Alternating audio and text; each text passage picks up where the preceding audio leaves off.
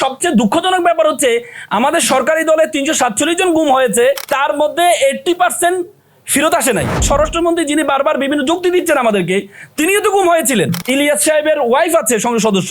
আমাদের দুদককে প্রধানমন্ত্রীর অধীনে করা হয়েছে, অথচ দুদক যদি প্রধানমন্ত্রীর দুর্নীতি নিয়ে যদি কোনো রিপোর্ট করে পারবে? কারণ সে তো প্রধানমন্ত্রীর অধীনে। আপনি কারো অধীনে রাখবেন আবার তার এগেনস্টে রিপোর্ট করবে, এটা কি হয়? 17-18 বছর যে 1500-1600 গুম হয়েছে, কারা করেছে? এবং কি সবচেয়ে দুঃখজনক ব্যাপার হচ্ছে আমাদের সরকারি দলে ৩৪৭ জন গুম হয়েছে, তার মধ্যে 80% ফেরত আসে নাই। মানে সবচেয়ে বেশি ফেরত না আসার বিষয় সবচেয়ে বেশি হচ্ছে ক্ষতিগ্রস্ত হয়েছে আমাদের সরকারি দল। এবং সংসদ সদস্য, অনেক সংসদ সদস্য আছে সরকারি দলের। ইলিয়াস সাহেবের ওয়াইফ আছে সংসদ সদস্য হিসেবে আছে সেখানে। এবং অনেকেই গুম হওয়া, আমাদের স্বরাষ্ট্রমন্ত্রী যিনি বারবার বিভিন্ন যুক্তি দিচ্ছেন আমাদেরকে, তিনিও তো গুম হয়েছিলেন। তো সুতরাং ওনারা বলেছেন নিরাপত্তার খাতিলে নাকি ওনারা বলেছেন যে যদি দেশীয় নিরাপত্তার খাতিলে কাউকে করা যাবে, গ্রেপ্তার করা যাবে। তো আপনি যদি দেশীয় নিরাপত্তার খাতিলে, আমাদের তো স্পেশাল পাওয়ার একটা আছে 1974, সেখানে তো আপনি 6 মাস আটক রাখতে পারবেন। তাহলে সেখানে কেন আপনি নিরাপত্তা খাতিলে আপনি আটক রেখে তো আপনি গুম করে ফেলবেন? আপনি প্রথমে আটক করবেন নিরাপত্তার খাতিলে, এরপর দেখবেন যে না কোনো মিডিয়া দেখে নাই, কেউ দেখে না, তখন আস্তে আপনি গুম করে ফেলবেন। এটাই তো হবে। তো সুতরাং ওনারা যে কারণে ওনারা বলছেন মানবাধিকার কমিশন মানবাধিকার অধ্যাদেশটা বাতিল করলেন, কারণ এটা নাকি কোনো মন্ত্রণালয়ের অধীনে না। তো যদি মন্ত্রণালয় অধীনে হয় তাহলে তো এটা আবার নির্বাহী বিভাগের অধীনে চলে যাবে। আমাদের যে সচিবালয়, আমাদের আইনের আমরা দেখেছি যে সচিবালয় অধ্যাদেশ করা হয়েছে, কারণ আপনারা জানেন মাজদার হোসেন মামলার মাধ্যমে নির্বাহী বিভাগ থেকে বিচার বিভাগ আলাদা হয়েছে। কিন্তু নিরপেক্ষ সচিবালয় না থাকার কারণে এতদিন পর্যন্ত আমাদের বিচারক যারা আছে তাদেরকে নিয়ন্ত্রণ করতে হচ্ছে সচিবালয়। পরবর্তী আমাদের সরকারের 31 দফায় তারা বলেছেন তারা সচিবালয়, নিরপেক্ষ সচিবালয় করবেন। এবং কি বেগম জিয়ার 2030 যে ভিশন, সেই ভিশনে বলেছেন উনি বিচার সচিবালয় করবেন, এই সুপ্রিম কোর্টে আলাদা সচিবালয় করবেন। এবং কি সরকারের সর্বশেষ যে ইশতেহার আছে, সেই ইশতেহারও বলেছেন। এবং কি ওনারা যে নোট অফ ডিসেন্ট দিয়েছেন জুলাই সনদে, সেই নোট অফ ডিসেন্ট সচিবালয়ের ক্ষেত্রে দেন নাই। অথচ সে সচিবালয় হওয়ার পরে ওনারা অধ্যাদেশটা বাতিল করে দিলেন। এবং কি আমাদের মানবাধিকার কমিশনের অধ্যাদেশটা বাতিল করছেন, কারণ এটা নাকি কোনো মন্ত্রণালয়ের অধীনে না।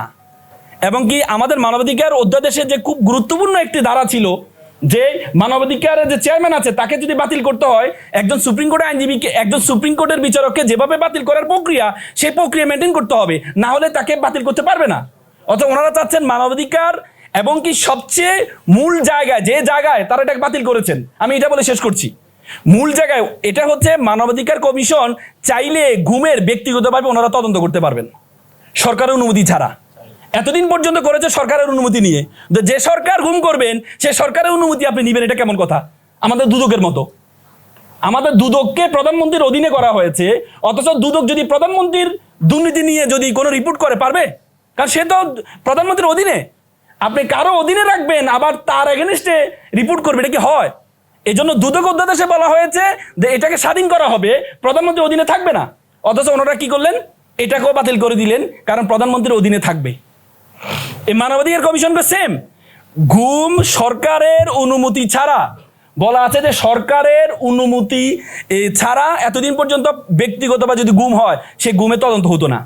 এবার আমাদের অধ্যাদেশে বলা হয়েছে না, মানবাধিকার কমিশন যদি কোনো ব্যক্তির অভিযোগ পায় তাহলে ওনারা নিজেরা তদন্ত করে কোর্টে একটা করবেন, এই পিটিশন দিবেন, পিটিশনের পরে মামলা রুজু হবে, পরবর্তীতে এটাকে করা হবে। কিন্তু এটাও ওনারা বাতিল করে দিলেন, কারণ ওনারা চান না সরকারের অনুমতি ছাড়া কেউ কি করুক, ঘুমের করুক। সুতরাং এটা আমাদের জন্য খুবই দুঃখজনক। আমরা মনে করি একসাথে 17-18 বছর আমাদের যে সরকার, বর্তমান সরকার নির্যাতিত হয়েছে, আমাদের প্রধানমন্ত্রী নিজেও নির্যাতিত হয়েছেন, দেশে ছিলেন না উনি। এবং কি আমরা দেখেছি এ পর্যন্ত যত অত্যাচার নির্যাতন সহ্য করেছে। তো সুতরাং আমরা মনে করি এই সরকারের শুভবুদ্ধির উদয় হবে, এবং আমরা 2/3 মেজরিটি নিয়ে সবচেয়ে বড় অ্যালার্মিং। এ পর্যন্ত বাংলাদেশে যত 2/3 মেজরিটি পেয়েছে যে সংসদ, এই সংসদটা এভাবেই চরম আকার ধারণ করেছে, এবং কি তারা নিজের দলের জন্য ক্ষতি সবচেয়ে বেশি করেছে। আমরা 71 পরবর্তী দেখেছি 2/3 মেজরিটি পাওয়ার কারণে শেখ মুজিবুর রহমান কি করলেন? বাকশাল কায়েম করলেন। আমরা পরবর্তীতে 2001-এ দেখেছি 2/3 মেজরিটি পাওয়ার কারণে পরবর্তীতে আমাদের যে বিএনপির নেতৃত্বে যে সরকার ছিল সেই সরকার বিচারপতির বয়স বাড়িয়েছেন। এই যে পরবর্তী 1/11 যেটা হয়েছে কেন হয়েছে 2/3 মেজরিটির কারণে, 2/3 মেজরিটির কারণে। এবং কি বর্তমানে আওয়ামী লীগ সরকার যে তিনটা ট্রাম করেছে 2/3 মেজরিটির কারণে। যে তত্ত্বাবধায়ক সরকারের জন্য ওনারা আন্দোলন করেছেন সে তত্ত্বাবধায়ক সরকারকে ওনারা বাতিল করে দিলেন। তো সুতরাং আমরা এই 2/3 মেজরিটি আমার জন্য বড় অ্যালার্মিং। তা আমি মনে করি আমাদের সকলের শুভবুদ্ধি উদয় হবে। সবার আগে বাংলাদেশ আমরা মনে করি, যেহেতু আমাদের সরকার বলেছে সবার আগে বাংলাদেশ, সবার আগে বাংলাদেশ জাতীয়তাবাদী দল আমরা বিশ্বাস করি না, আমরা বিশ্বাস করি সবার আগে বাংলাদেশ। তো সবার আগে বাংলাদেশের জন্য আমাদের গুম অধ্যাদেশ এবং মানবাধিকার অধ্যাদেশ যেটি হয়েছে সেটিকে আমরা পুনঃস্থাপন আবেদন করছি। সকলে ভালো থাকবেন, সুস্থ থাকবেন। আসসালামু আলাইকুম।